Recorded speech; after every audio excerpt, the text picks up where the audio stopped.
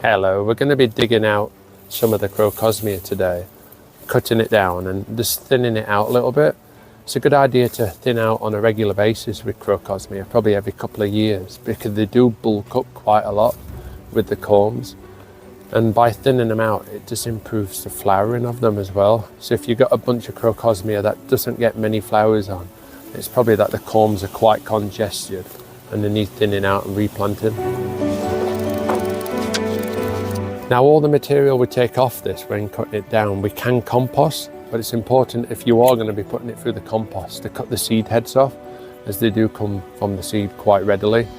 So if you just quickly deadhead it, and then we can just cut that down and put it in the compost, because it is good for bulking up the compost heap.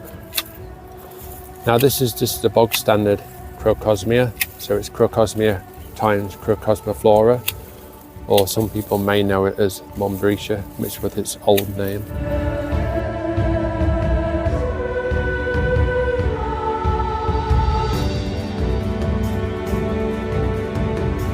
Now that we've taken all the heads off it, and we can put this into the compost heap, it's best when putting stuff like this in the compost heap to shred it a little bit, because the more surface area that it has, the quicker it will break down.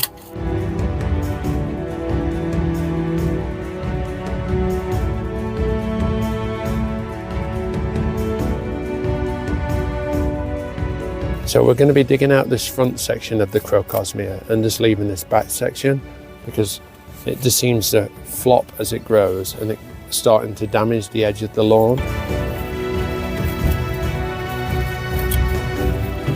As you can see, they kind of grow on top of each other. So the newest corm's at the top and then it goes in a chain. So I will show you a better one. Now as you can see, we thinned this out a couple of years ago, so there's not as many corms on the chain. But when you haven't split them and dug them up for a few years, you can get a chain of like 7 or 8 in a row. And it's important to sift through the soil when you are digging them up, because it's quite easy to leave the corms in the soil and to miss one. And they do come back very readily.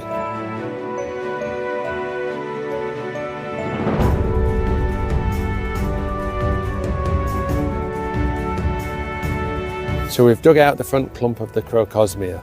This will reduce the chance of it going over onto the lawn and just keep it a bit more contained where it is really. And hopefully the flowering will be better on it as well next year. Don't forget, like, comment, share and subscribe, and we'll see you next time.